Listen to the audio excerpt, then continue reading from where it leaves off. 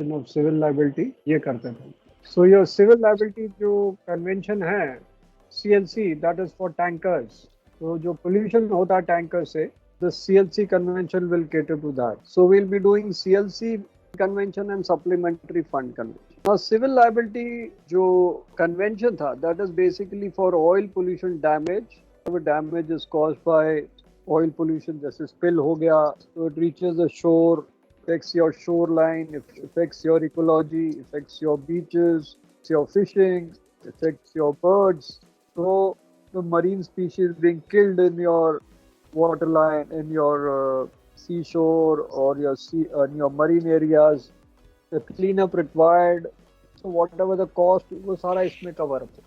So this came up in 1969, renewed in 1992.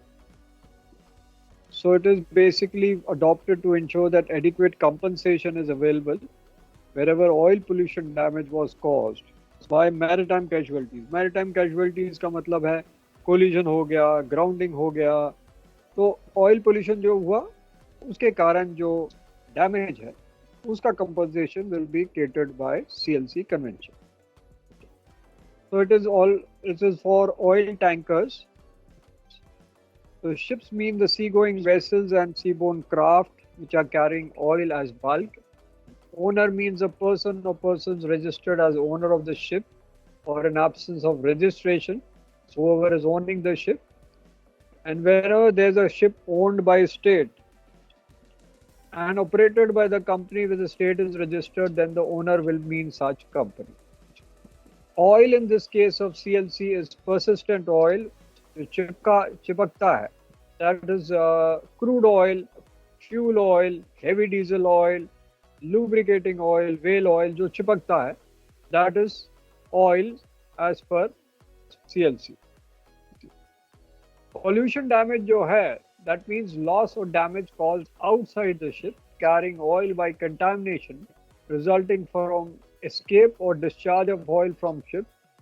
Wherever such escape or discharge may occur, the cost of preventive measures and the loss of caused by preventive measures will be catered in this. Preventive measures matlab what reasonable measures have been taken by any person after an incident that has occurred so as to prevent or minimize your pollution damage. Incident means any occurrence or series of occurrence having the same origin which causes pollution damage.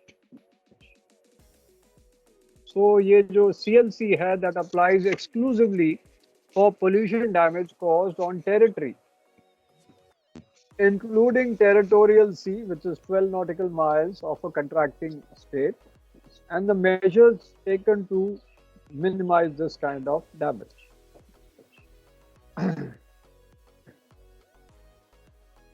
Liability अब क्या है, किसकी क्या liability है? Liability का मतलब है उसकी रिस्पॉन्सिबिलिटी है, क्या responsibility? So the owner of ship at the time of incident or where the incident consists of series of occurrence, at the time of the first such occurrence shall be liable for the pollution damage caused by oil which had discharged because of this incident. अब इसमें exceptions भी है जो आपके बाकी मारपोल में exceptions था, तो वो सब exceptions इसमें भी आएगा. So no liability for pollution damage shall attach to the owner if he proves that this happened with the act of war. अब जैसे अगर आपका शिप जा रहा है and suddenly उधर से मिसाइल गिरा और आपका वो pollution हो गया, वो explosion हुआ, एक टैंक फट गया, pollution हो गया, तो now owner will not be responsible because this is act of war. या civil war हो गया, जैसे आपका कई कंट्रीज में सिविल वॉर सडनली हो गया और आप पोर्ट में थे और आपका वो गन फायर में पोल्यूशन हो गया, तो that was basically not a fault of the owner. कई बार क्या सुनामी आ गया, एक्सेप्शनल इनएविटेबल, मतलब विदाउट रिपोर्ट आधे घंटे बाद सुनामी आ गया, अब आप उसमें तो भाग नहीं सकते, तो जो पोल्यूशन डैमेज हुआ that will not be covered under CLC. That's an exception. B, if it is wholly caused by act or omission done with intent to cause damage by third party. आपके जहाज पे pirate चढ़ गए और उन्होंने ship को RAM करा दिया जेट्टी से, जिससे पोल्यूशन हो गया. So that was caused by an act or omission done with intent to cause damage by third party. So owner is not responsible. C part है when wholly caused by negligence or wrongful act of any government or authority responsible for maintenance of lights or navigation aids in exercise of the function. इसका मतलब है boys उन्होंने सही नहीं लगाए. Suppose एक boy है, वो इंडिकेट करता है ऑल राउंड क्लियर वाटर, लेकिन ये एक्चुअली वहाँ शैलो वाटर है और उधर आ गया ऑल राउंड क्लियर वाटर वाला बॉय, कहीं से ड्रिफ्ट होके आ गया. अब गवर्नमेंट ने मेंटेन नहीं किया, जहाज आके अग्राउंड हो गया, पोल्यूशन हो गया. तो जब फॉल्ट फाइंडिंग पता लगा तो पता लगा कि गवर्नमेंट ने उस पर ध्यान नहीं दिया, बॉय मेंटेनेंस नहीं की गया, उसके एंकर स्लिप हो गए और ऑल राउंड क्लियर वाटर वाला boy came in the sole area और आपका शिप अग्राउंड हो गया. So that will be an exception of CLC. So the owner will not be liable to pollution damage. If the owner proves that the pollution damage resulted wholly or partially either from act or omission done with intent to cause damage by the person who suffered damage or from negligence of the person, the owner may be exonerated wholly or partially from his liability to such person. जैसे आपका second engineer ने ऑयलमैन को बोला जाके सी chest valve उसका खोल दे या उसका एक टैंक का वाल्व खोल दे, वो जाके खोला है और पोल्यूशन हो गया. अब पता लग गया कि भाई उसने खोला है, ओनर की तो फॉल्ट नहीं है. तो उसको प्रूव करना है कि भाई ये उसने खोला है, दूसरे बंदे ने खोला है डैमेज कॉज करने के लिए. देन ओनर के ऊपर क्लेम नहीं आएगा. सो प्रोटोकॉल 92 में ये सब चेंज हो गया, तो कंपनसेशन लिमिट उसमें ऐसे फिट हो गए कि 92 वाले में फिट हुए कि when a ship is not exceeding 5,000 gross tonnage, liability is limited to 3 million SDR. तो SDR का मतलब होता है ये एक करेंसी, बास्केट ऑफ करेंसीज में बनी है, IMF ने बनाया है special drawing rights. Special drawing rights का मतलब है ये एक करेंसी बनाई गई है विद 5 करेंसीज, 5 करेंसी के मिश्रण से ये बनाई गई करेंसी जिसमें डॉलर है, पाउंड है, येन है, यूरो है एंड चाइनीज रेम्बी है और चाइनीज युआन, 5 करेंसी से. तो इसका डेली रेट आता है IMF की साइट में, इंटरनेशनल मॉनेटरी फंड की साइट में आएगा. बट ये सिर्फ कंपनसेशन या क्लेम्स के लिए है, this is not for trading. जैसे लोग ट्रेडिंग करते हैं करेंसीज की, वो ये ट्रेडिंग नहीं होती है. This is only for compensation. Reason being कि वो एक स्टेबल कंपनसेशन देना चाहते हैं, ये नहीं कि फ्लक्चुएट हो. So when your ship is not exceeding 5,000 gross tonnage, तो फिर आपकी liability is limited to 3 million SDR. For a ship of 5,000 to 1,40,000 gross tonnage, अब लायबिलिटी कैसी होगी? 3 million SDR तो 5,000 की थी, plus 420 SDR for each additional unit of tonnage. इसका मतलब सपोज जहाज का ग्रॉस टनेज 1 लाख टन, तो 5,000 की तो आपको 3 million आ गई. बाकी की कैसे कैलकुलेट करोगे? तो बाकी की होगी 95,000, क्योंकि 1 लाख माइनस 5,000, तो 95,000 इंटू 420 प्लस 3 million SDR, वो टोटल मिला के जो कंपनसेशन आएगा वो ये है. सपोज आपका 25,000 का जहाज है ग्रॉस टनेज का, फिर क्या क्लेम्स आएंगे? 5,000 तो आपका 3 million है, 25,000 का आएगा, 25,000 माइनस 5,000, दैट इज 20,000 इनटू 420. तो ये टोटल जो SDR आएगा वो क्लेम आएगा. लेकिन जो ship which is over than 1,40,000 gross tonnage, liability is limited to 57.7 million SDR. इससे ऊपर जितना भी हो, liability 59.7 million SDR से ऊपर नहीं होगी. ये आपको समझ आया कि नहीं आया? ये समझ आया? आ गया ना? इंटरपोलेशन करना है बस, और कुछ नहीं.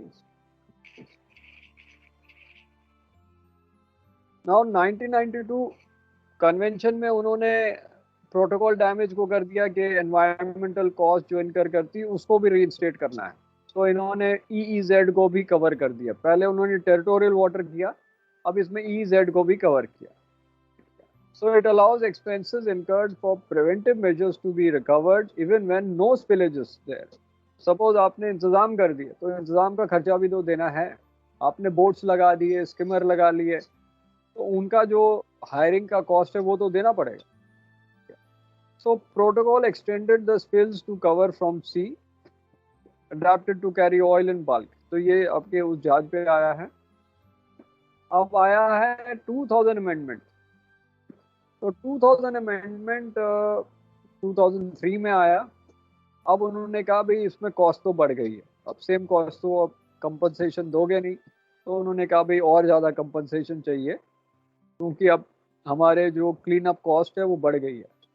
तो उन्होंने कंपनसेशन लिमिट को 50% बढ़ा दिया दैन 1992 लिमिट्स, क्योंकि उन्होंने कहा भाई इतने साल हो गए हैं, 10 साल हो गए हैं, अब इसको बढ़ाओ. तो अब जो पहले 3 मिलियन SDR थी, 5000 के लिए होगी 4.51 मिलियन SDR. मतलब ये मैक्सिमम लाइबिलिटी है, इससे ऊपर नहीं होगा. ये नहीं कि आप सोचोगे थोड़ा सा स्पिल हुआ अब आप 5 मिलियन 4.5 मिलियन SDR दे दो, ऐसा नहीं. मैक्सिमम जो लाइबिलिटी है इतनी होगी. और CLC को इंश्योरेंस कराना पड़ता है. CLC सर्टिफिकेट आपके जहाज पे होना चाहिए. आपके पास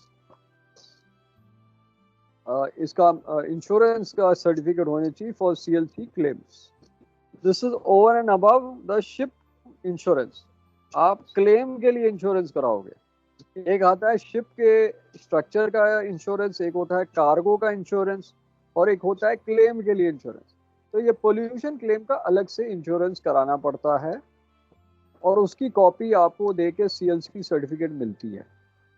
अब जैसे अब इंडिया आ रहा है तो वह MMD को भेजेगा भी CLC सर्टिफिकेट चाहिए, तो बोलेगा चलो PNI क्लब की कॉपी बताओ इंश्योरेंस की, वो भेजो, 5 या 10 हज़ार रुपये भेजो, और फिर उसके एजेंट से CLC सर्टिफिकेट ले जाओ.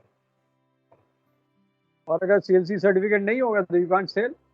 तो आप इंडिया में आ ही नहीं सकते या सेल आउट नहीं कर सकते, एक्सपायर हो गया. तो वैलिडिटी होती है इसकी 1 साल. जैसे आपकी इंश्योरेंस की 1 साल होती है, CLC certificate is also valid for 1 year.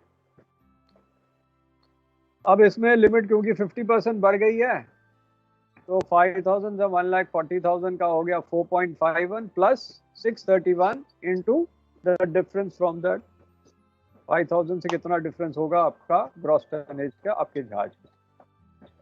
For ships over 1,40,000 gross tonnage, liability is limited to 89.77. पहले थी 59.7, अब होगी 89.77 मिलियन SDR. अब ये तो लिमिट कर दी है, लेकिन सपोज इससे ज्यादा क्लेम आए तो क्या होगा, कहाँ से पैसा आएगा? क्योंकि ये तो शिप ओनर अपने इंश्योरेंस कंपनी से दिलाएगा. बाकी का पैसे कैसे आएगा? सपोज आपका 150 मिलियन SDR का क्लेम आ गया, अब क्या करोगे? तो उसके लिए इन्होंने एक और कन्वेंशन बनाया, फंड कन्वेंशन. ये क्लेम्स आपके ज़्यादा हैं, अब कहाँ से पैसे मिलेंगे? तो उसमें कंट्रीब्यूशन करना पड़ता है. जो 1 लाख टन से ज़्यादा इंपोर्ट करे उसको फिक्स्ड अमाउंट देना पड़ता है. अभी आपको बताएंगे. ये स्पेशल ड्रॉइंग राइट्स है, ये डेली आपके IMF की साइट में मिलता है. जरा इसको टाइप करो और देखो भाई SDR मिला कि नहीं मिला, और आज का रेट बताओ. तो अब पता लग जाए कि आपको SDR के बारे में पता लगा कि नहीं. आज का रेट बताओ भाई, SDR का क्या रेट है?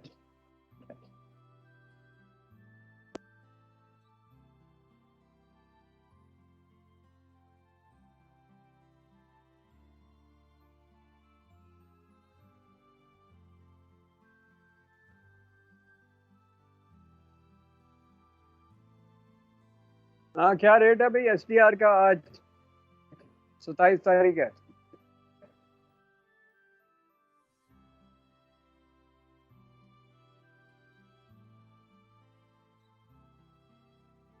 अभी तक निकाला नहीं?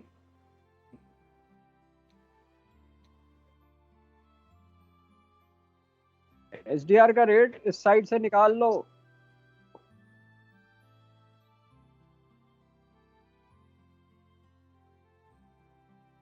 मैं टाइप करके निकालूं या तुम लोग निकालोगे?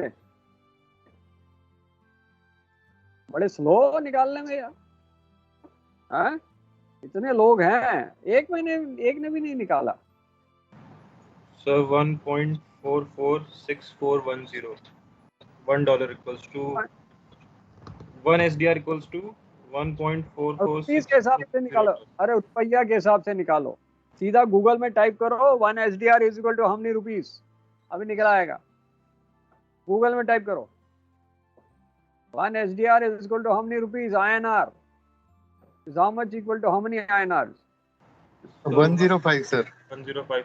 5 रुपए, ठीक है। अब जैसे पिछले साल वो 100 रुपए था, तो ज्यादा फ्लक्चुएशन नहीं हुआ है, तो इट इज अबाउट 105। तब से आप क्लेम देख लो कितनी ज्यादा क्लेम, 89.77 मिलियन एसडीआर मल्टीप्लाई करो 105 रुपए से, देखो कितना आता है। तो आपका इसमें कंपलसरी इंश्योरेंस कवर है। अगर आपने कंपलसरी इंश्योरेंस नहीं कराया, आपको सीएलसी सर्टिफिकेट नहीं मिलेगा, और ये मैंडेटरी सर्टिफिकेट है। आपका शिप सीज हो जाएगा, यू कांट सेल। बड़ा मैंडेटरी सर्टिफिकेट है CLC certificate. So it is required to maintain compulsory insurance cover to cover his part of payment in oil pollution. After getting the required insurance cover, the oil tanker owner approaches Flag State, who issues the tanker a CLC certificate, validity 1 year. That certificate is kept on board. Mandatory certificate है ये। अब क्या है कि lot of countries had said that कि भाई हमारा क्या है कि हो गया ना ज़्यादा, ओनर दे रहा है वो 89.7 दे रहा है, कि कहाँ से आएगा? Who adopted a fund convention December came in force in 78 to protocol 1996 में आया। सो ये कंपनसेशन बना फॉर ऑयल पोल्यूशन डैमेज। उससे ज्यादा ऑयल इंपोर्ट करता है या एक्सपोर्ट करता है? Not export, importers. It was not for the exporters but importers. They have to make a annual premium, जैसे हम इंश्योरेंस का प्रीमियम देते हैं हर साल London, and basis that your maximum compensation available is 203 million SDR. That means ये जो 203 million SDR है वो 89.7 को मिला के, मतलब 89 पॉइंट को जो अमाउंट मिलेगा 203 माइनस 89.77, इससे 89.77 तो ओनर से मिल रहा है, और 203 माइनस 89.7 फंड कन्वेंशन से मिलेगा। That means international party to fund convention. तो ये ऑप्शनल है, ये कंपलसरी नहीं है। जो बहुत ज़्यादा इंपोर्ट करते हैं जैसे यूएस है, उन्होंने साइन किया, क्योंकि वहाँ पोल्यूशन क्लेम बहुत हैवी होते हैं, तो उन्होंने वहाँ साइन किया है। So this is a third layer of oil pollution compensation and is kept optional for countries to follow it. तो इसमें टोटल अमाउंट ऑफ कंपनसेशन मिल जाता है 750 million SDR. CLC plus fund तो 203 मिलियन एसडीआर है, और बाकी जो बच गया 750 माइनस 203 वो सप्लीमेंट्री फंड कवर करेगा। इंडिया ने इसको साइन नहीं किया। अब इसमें क्या क्या समझ नहीं आया, मैं दोबारा बोलूं फिर?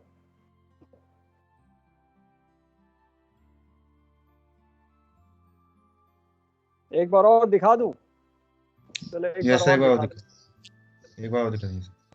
सीएलसी तो समझ आ गया ना, तो फंड कन्वेंशन एक बार दोबारा बोलता हूँ। तो 89.77 तो आपको चलो मिल गया, ठीक है, क्योंकि वो तो वो सीएलसी कन्वेंशन से आपने इंश्योरेंस कराई, तो इंश्योरेंस कंपनी से 89.77 मिल गया। लेकिन अगर आपका क्लेम आया 200 मिलियन एसडीआर, अब कहाँ से मिलेगा? तो 200 माइनस 89.77 मिलेगा आपको फंड कन्वेंशन से, बिकॉज ये second year of oil pollution compensation mechanism है। और यहाँ जो एक्स्ट्रा पैसा है, दैट इज जो इंश्योरेंस क्लेम के ऊपर जो पैसा है, उसको कहाँ से मिलेगा? वो आईओपीसी फंड से मिलेगा जो लंदन में है।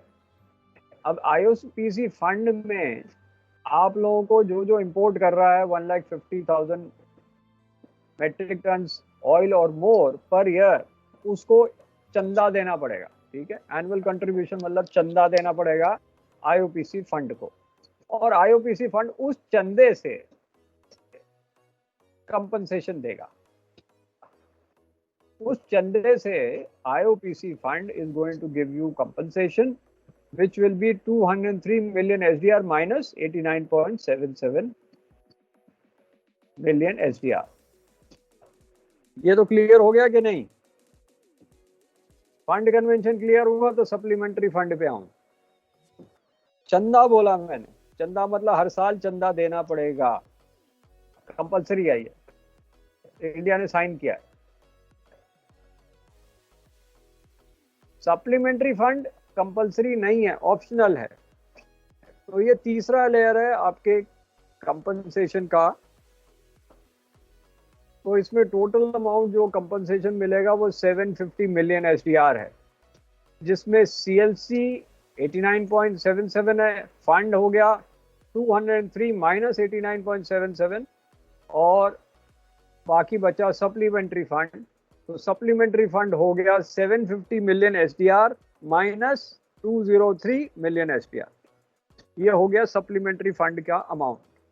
टोटल अमाउंट मिलेगा 750 मिलियन SDR, और ये कंपलसरी नहीं है, ये वॉलंटरी है। इंडिया ने इसको साइन नहीं किया। अब क्लियर है? PLC क्लियर हो गया? कोई डाउट? इसके बाद LLMC कराएंगे। तो LLMC पे आते हैं। Okay sir. अब कई बार होता है ना कि आपका जहाज ने जेट्टी पे ठोक दिया, उधर से क्रेन गिरी, अब उसका क्लेम कौन देगा? या जेट्टी पे बंदे थे, 2 मर गए, 2 जहाज के मर गए। जेट्टी पे ठोक दिया, क्रेन गिरी, 2 बंदे मर गए जहाज पे, 2 बंदे जहाज पे मरे और 2 बंदे मरे जेट्टी पे। अब बताओ क्लेम कैसे होगा? इसका कुछ आंसर है? हाँ, इसका कुछ आंसर है? जेट्टी में जो बंदे मरे उसको कौन देगा पैसा, और जहाज पे जो बंदे मरे उसका पैसा कौन देगा?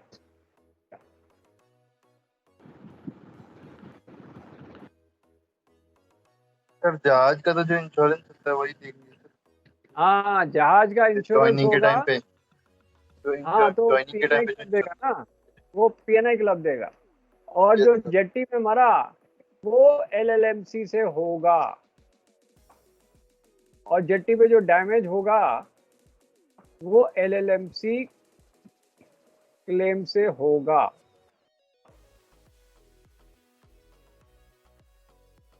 जैसे आपने देखा होगा, वो पहले आया था ना डार्डनल बॉस्फरस में एक बल्क कैरियर, सीधा ही उसमें एक कोई रेस्टोरेंट था, उसके अंदर घुस गया।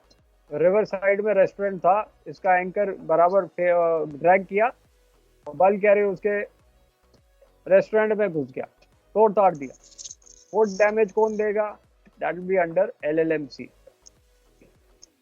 तो LLMC जो है मैरीटाइम क्लेम्स की लायबिलिटी को लिमिट करता है, ये नहीं कि आप बहुत सारा पैसा दो। तो इसमें loss of life and personal injury की क्लेम्स है, प्रॉपर्टी क्लेम्स है including damage to other ships, आपके जहाज ने दूसरे जहाज को मार दिया, या जेट्टी पे चिक्सन वाले आर्म को तोड़ दिया, या गैंट्री क्रेन तोड़ दी। ये सब claims will be covered under LLMC। तो ये 1976 में आया, लेकिन इसमें फोर्स में आया 1986 में, 10 साल बाद आया। अब इनमें ये सारे क्लेम्स नहीं होंगे LLMC में। क्लेम्स फॉर सैल्वेज, सैल्वेज का मतलब टग एक और जहाज को बचा रहा है, वो क्लेम नहीं होगा। Claims for general average, actually ये सारी चीजें जो है ये एएसएम में होता है, मास्टर्स में, फिर भी बता देते हैं। जनरल एवरेज का मतलब होता है, सपोज आपके जहाज कंटेनर शिप पे 500 कंटेनर्स हैं, आग लग गई, जैसे अभी कल श्रीलंका में एक कंटेनर शिप पे आग लगी, वैसे ही आग लग गई, 200 कंटेनर जल गए। अब टग को बुलाना पड़ा और जहाज को बचा लिया गया और 300 कंटेनर बच गए। तो जो जल गए उनको तो चलो पीएनआई देगा, बचाने के लिए तो पीएनआई देगा नहीं ना। जल गए वो तो पीएनआई क्लेम ले लेगी, इंश्योरेंस क्लेम ले लेगी। अगर उन्होंने इंश्योरेंस किया तो मिल जाएगा, नहीं किया तो नहीं मिलेगा। लेकिन जो खर्चा हुआ आपके टग्स का, फायर फाइटिंग का, बचाने का, और 300 कंटेनर बच गए, उसका खर्चा कौन देगा? तो उसको कहते हैं जनरल एवरेज। तो वो 300 कंटेनर जो थे, उनके जो ओनर्स हैं या शिपर्स हैं, उनके अंदर में उनमें क्लेम लगेगा कि ये पैसा दोगे तो कार्गो छूटेगा, नहीं तो वेयर हाउस में रहेगा। आया समझ? समझ आया कि नहीं आया? बड़ा सरल भाषा में समझाया मैंने। Yes sir. समझ आ गया? सरल भाषा में समझाया। यस। अब जैसे मैं जीएम था पहले शिपिंग लाइन का, शोर पे, नॉट कंटेनर्स की। हमारे पास काफी फ्रेट फॉरवर्डिंग कंपनी थी, तो I was general manager north India of that company. और शिपिंग तो छोड़े मेरे को बहुत साल हो गए ना, 96 में छोड़ा। पढ़ाना तो अभी शुरू किया 6 साल पहले। तो जब मैं जीएम था नॉर्थ इंडिया दिल्ली का, तो एक क्लेम आया हमारे में।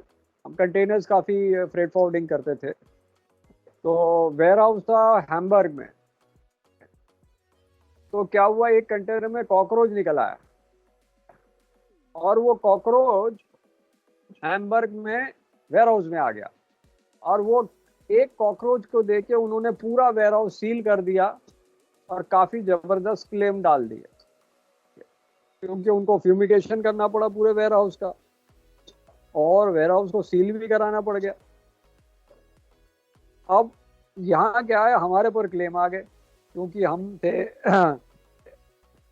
हम लोग ने बीएल इशू किए थे, हमारे पर क्लेम आ गया। तो हमको बोला शिपर से क्लेम लो। अब लड़ाई होगी कि क्लेम किस पे डालें। वो कहता हमारे में तो था नहीं, वो कहता नहीं तुम्हारी फोटोग्राफ आई, तुम्हारे उसमें से निकला है। तो जितने हमारे एलसीएल कंसोलिडेशन होता था यहाँ, मतलब एक कंटेनर में 5-5 शिपर, 6-6 शिपर, 10-10 शिपर भी होते थे। तो एक कंटेनर में 10 शिपर हो गए, तो 10 शिपर पे क्लेम मार दिया, 10 के 10 पे। अब आप अपने वॉल्यूम के बेसिस पे क्लेम दोगे, इतना क्लेम है, अब डिवाइड करो, नहीं तो वहाँ माल छूटेगा ही नहीं। डिस्चार्ज बोर्ड होल्ड कर दिया माल, बेटा आपके कंसाइनी को तो जाएगा नहीं, अब बैठे रहो। तो वो कहते नहीं देंगे, बोल नहीं देंगे, ठीक है बैठे रहो, छूटेगा नहीं माल, पड़े रहो। फिर फाइनली क्लेम दिया तो माल छूटा। बहुत लड़ाई हुई ऑफिस में, बहुत आगे हंगामा किया। तो ये सारी झगड़े हो जाते हैं। अब आगे जनरल एवरेज समझ? हाँ समझ आया? Yes sir. Yes sir. चलो ठीक। ऑयल पोल्यूशन, अभी सीएलसी पड़ा है, उसी में ऑयल पोल्यूशन आएगा, तो एलएलएमसी में नहीं आएगा।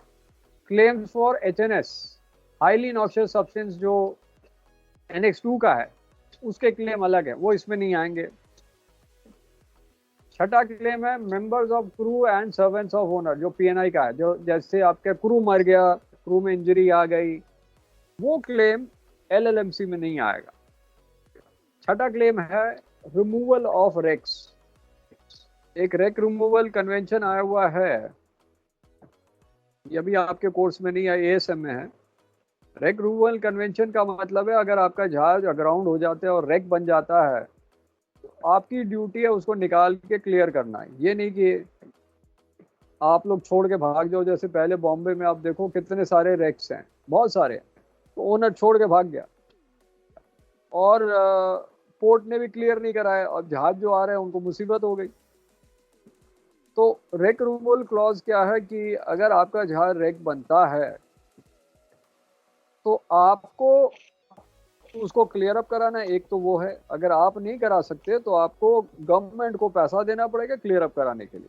जो खर्चा होगा क्लीन करने का वो रेक्रूमोल में गवर्नमेंट आपको चार्ज करेगी, तो वो इसमें इंक्लूडेड नहीं है। So LLMC convention allows ship owners to limit the liability. इसका मतलब है कि अगर शिप से कोई भी डैमेज हो, आप मनमाना पैसा, मनमाने से अमाउंट पैसा नहीं क्लेम कर सकते। कोर्ट में फाइल कर दें कि मेरी उंगली टूट गई, $1 बिलियन दे दो भाई, तो ऐसे थोड़ा कोई भी दे देगा $1 बिलियन। तो उसके लिए उन्होंने इस कन्वेंशन में लिमिट बनाया कि इस लिमिट से ज़्यादा क्लेम नहीं कर सकते बेसिस शिप सोर्स डैमेज, इससे ज़्यादा हम क्लेम नहीं कर सकते। अब इसमें भी एक्सेप्शन आ गया, तो allow the ship owner salvors to limit their liability, कि भाई हमारी लायबिलिटी लिमिट हो, लेकिन अगर जानबूझ के आपने ये किया तो लिमिट नहीं कर सकते लायबिलिटी। सपोज आपका इंजन फेल हो गया, वो तो आपकी गलती नहीं है ना, वो तो इंजन फेल हो गया, तो आपकी लायबिलिटी लिमिट हो जाएगी। लेकिन सपोज आपने जानबूझ के ही स्टॉप इंजन दिया ही नहीं, हाफ हेड में चल गए जेट्टी के ऊपर, उस टाइम आपको गड़बड़ हो गई, आपने बोला चढ़ा दो जहाज, तो जानबूझ के किया, तो उसमें लिमिट होगी नहीं लायबिलिटी। ठीक है, सो ये unless it is proved that the loss resulted from his personal act, omission, committed with intent to cause such loss or recklessly, जिससे आपको पता लगे कि लॉस होगा, जानबूझ के किया, तो लिमिट नहीं होगी। लॉ में इसको हिंदी में समझाना बेटर है क्योंकि इसकी इंग्लिश बहुत टफ होती है। सो LLMC में 50 कंट्रीज ने साइन किया, सारी कंट्रीज ने नहीं किया, 50% ने, 57% ने साइन किया। अब इसमें नए लिमिट्स आ गए, तो नए लिमिट्स क्या, 1996 में इन्होंने लिमिट्स बनाए अमेंडमेंट्स में, और limit of liability for claims of loss of life or personal injury on ships not exceeding 2000 gross tonnage is 3.02 million SDR। मतलब 2000 ग्रॉस टनेज का जहाज है, जेट्टी पे मारा, कोई बंदा मरा या काफी सारे बंदे मर गए, तो टोटल लायबिलिटी होगी 3.02 million SDR, loss of life and personal injury only. इससे बड़े जहाज का कैलकुलेशन 2000 से 30,000 तक का,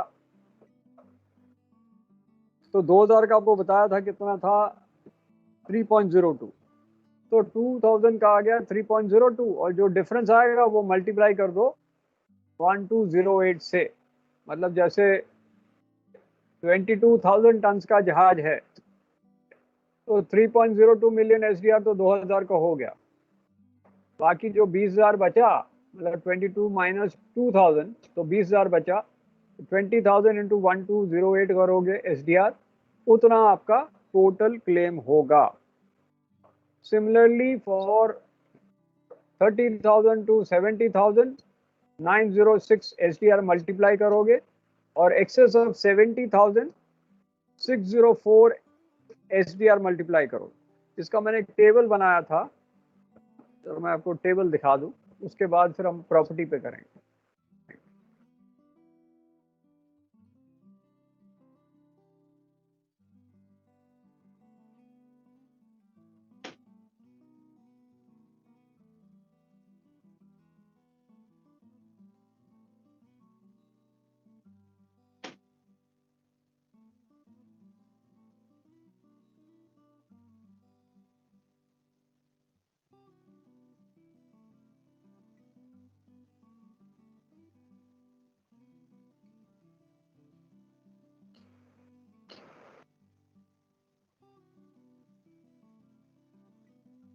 तो LLMC क्लेम्स जो है 2000 तक के लिए 3.02 million SDR, 2000 to 30,000 gross tonnage के लिए 3.02 million SDR plus 1208 into increase from 2000 जितना भी हुआ। सपोज वो 10,000 का है तो 3.02 million SDR plus 10,000 minus 2,000 8,000 into 1208, तो ये आपका इतना टोटल अमाउंट आ जाएगा।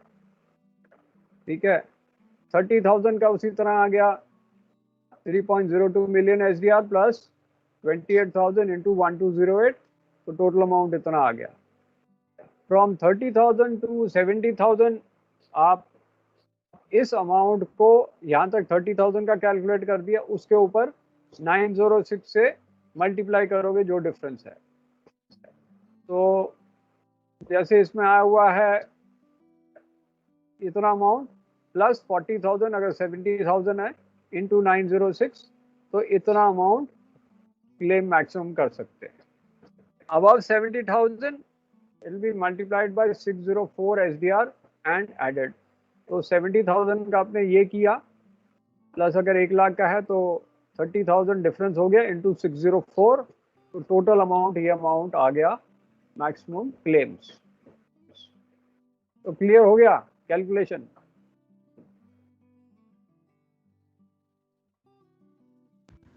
Yes sir. या स्क्रीनशॉट लेनी है ले लो, समझ आ जाएगा आराम से।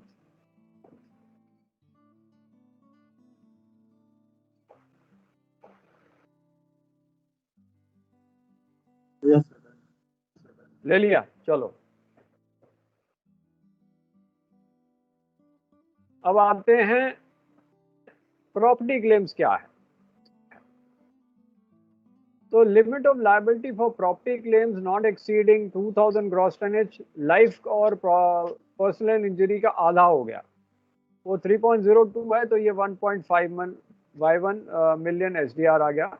लार्जर शिप्स का हो गया 2,000 to 30,000, 1.51 plus 604 into the difference,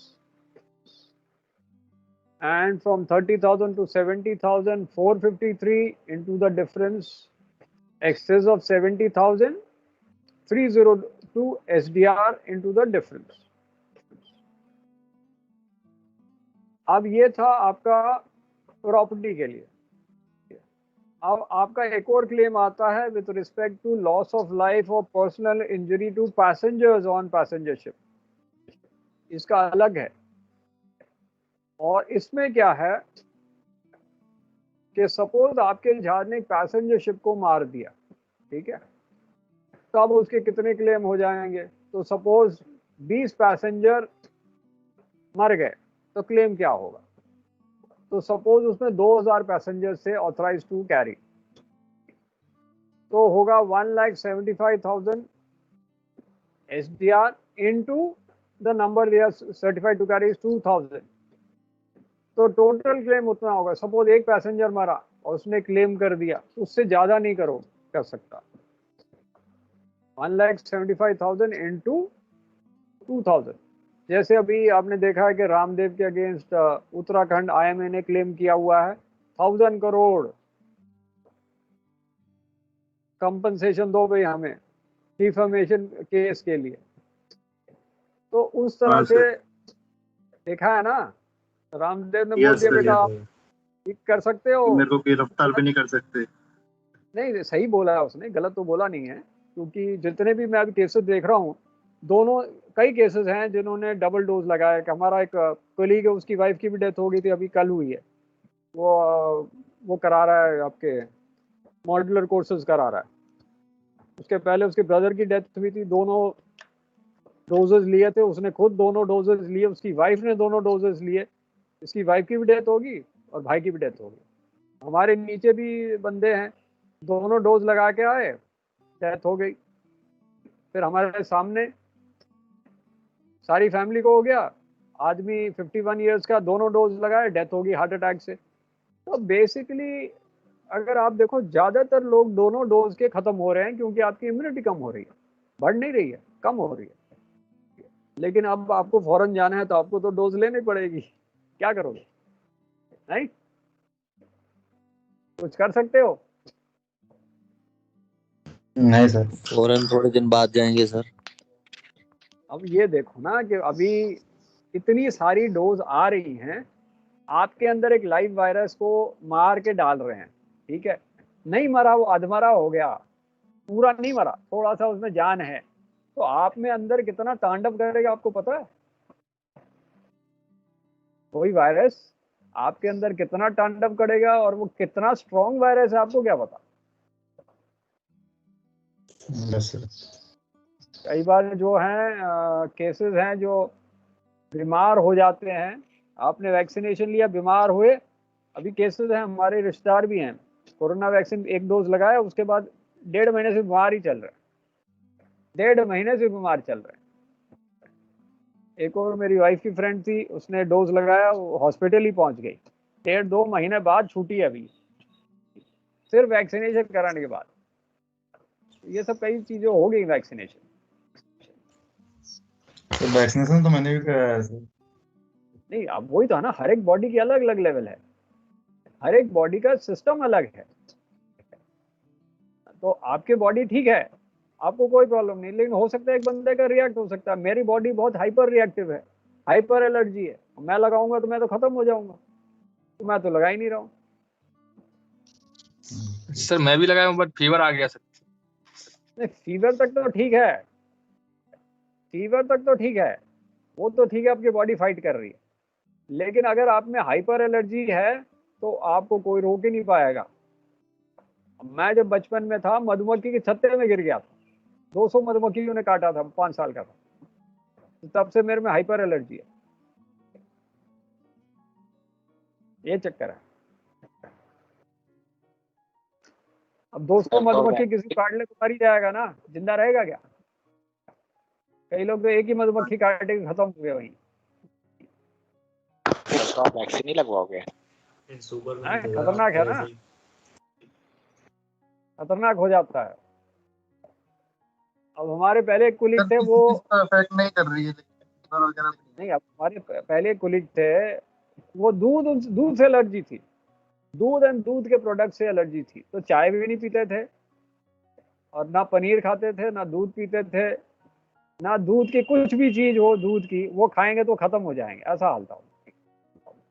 तो एलर्जी किसी की चीज की भी हो सकती है। सर ऐसा बहुत है सर, दूध भी नहीं खाता है, दूध का कोई भी चीज नहीं खाता है। हाँ, होता है।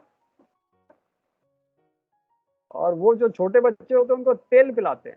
हमने एक देखा था ऐसे केस, हॉस्पिटल में थे, काफी पुरानी बात है, 30 साल पुरानी बात। तो छोटे बच्चे थे, तो वहां देखा कि बच्चे के बड़े बाल उगे हुए, हमने तो बोला ये तो बहुत बड़ा बच्चा लगता है, कहता नहीं ये तो अभी कुछ दिन का बच्चा है। तो उसको एक बोतल में तेल डाल के पिला रहे थे, बोले तेल पिला रहे हो? कहता नहीं भाई, वो तो दूध पीता नहीं है, एलर्जी है तो उसको तेल पिला रहे। मैंने कहा वाह भाई वाह, दुनिया में तो अलग अलग टाइप के लोग हैं भाई, तेल पिला रहे हैं बच्चे को। तो आपके अंदर वैक्सीन डाल रहे हैं जिसका अभी कुछ पता नहीं है, थोड़े बहुत में ट्रायल हुए हैं, किस रीजन की है नहीं पता, किस टाइप का वायरस वो पता नहीं, और आपकी बॉडी की रिएक्शन क्या है वो भी नहीं पता। तो आप अंधेरे में तीर चला रहे हो, लग गया तो ठीक है, नहीं लगा तो खत्म हो गया। तो मतलब सर वैक्सीन को अवॉइड ही करना चाहिए? नहीं, आप देख लो आपके हिसाब से ठीक है कि नहीं है, मैं ये नहीं कह रहा वैक्सीन अवॉइड करो, आप अपनी सिस्टम देख के देखो। अगर आपको हाइपर एलर्जी है, सिस्टम ये कैसे सब देखा जाएगा? सिस्टम कैसे देखा जाएगा सर? सही आप अपने डॉक्टर, आपका फैमिली, तभी तो पता चलेगा सर। नहीं, फैमिली डॉक्टर आपको जानता है ना, जो आप बचपन से जिसको दिखा रहे हो, उसको बोलो भी मैं लगवाऊं कि नहीं लगवाऊं, वो आपको बताएगा लगवाऊं कि नहीं लगवाऊं। मेरे घर में दादा दादी दोनों लिए, दोनों डोज लिए, ठीक है सर। नहीं, वो तो मेरे फादर 90 है, उन्होंने भी दोनों डोज ले लिए, ठीक है। मेरे फादर 90 हैं, उनको कोरोना भी हुआ था लास्ट ईयर, तो उन्होंने अभी दोनों डोज लगाए, वो ठीक है। बट वो हमारे में नहीं चलेगा ना। मैं ये नहीं करूँगी आपके फादर ने लगाया तो आप भी लगवा लो, ऐसा तो केस नहीं है ना। आपकी बॉडी अलग है, उनकी बॉडी अलग है। Yes sir. पहले चेक करा के करो, क्योंकि एक बार लगा लिया, मैंने 2 बार कैंसिल किया है, दोनों बार लगाया और आखिरी मोमेंट पे कैंसिल किया। ये पता नहीं मौत आ जाए तो क्या करोगे तो फिर कैंसिल कर दिया, तो पढ़ाएगा कौन आपको? नहीं सर, ठीक किया आपने, इसीलिए कैंसिल कर दिया। सर फिर हमें ख्याल आता है भाई पढ़ाएगा कौन आपको, फिर तो गड़बड़ हो गई, छोड़ दिया, मैंने कहा नहीं लगता। जैन सर कैसे हैं सर?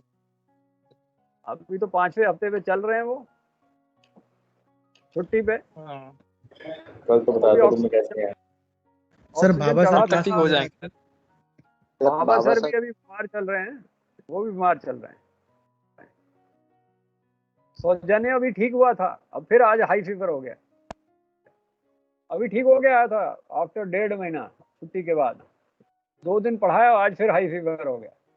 तो कुछ पता नहीं, कुछ पता नहीं। अभी क्या करें बताओ। अब बताओ, हमारे एक कोलीग है, उसकी वाइफ की डेथ भी हो गई, अभी कल हुई है, बता रहा था मैं। कपिला का नाम सुना है? कैप्टन कपिला। हाँ उसकी वाइफ की कल ही तो डेथ हुई वाइफ की। हाँ सर बता बेचारे के भाई की, हाँ बेचारे के भाई की भी डेथ हुई है इसी महीने। तो उसको बेचारे को बहुत पर्सनल लॉस हो गया ना, और जबकि सारे डोज लगाई है उन्होंने। ये चक्कर है ना। चलो इसको खत्म करते हैं। एसडीआर जो है, international reserve created by IMF in 1969 to supplement member countries, जो आपको बताया था। एंड ऑफशोर रिजर्व जो है ये बास्केट ऑफ करेंसीज है, US dollar, euro, Japanese yen, pound sterling and Chinese yuan, इसको मिला के बनाया जाता है। तो ये टॉपिक भी खत्म हुआ और आपका टाइम भी खत्म हुआ। ठीक है, ज़्यादा टाइम लेता नहीं हो, क्योंकि आप लोगों को आराम का टाइम खाया जाता है और हमें आपके आराम के टाइम को खाने का हक नहीं बनता। तो टाइम आपको पूरा मिले, है ना। आराम का टाइम 15 मिनट का तो कम से कम मिले, या नहीं मिले मिले चाहिए ना। हाँ भाई, चलो आराम करो, फिर आराम करो।